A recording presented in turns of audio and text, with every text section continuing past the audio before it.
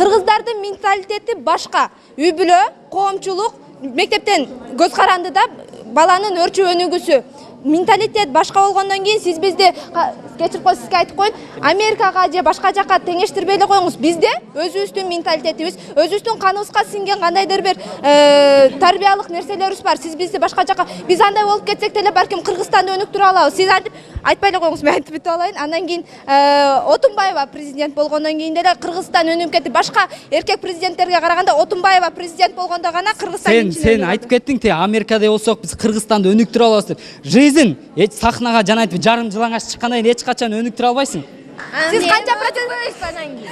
Жок, кийин мурун деле жабынып чыкканда деле Кыргызстан өнүгүп кеттиби?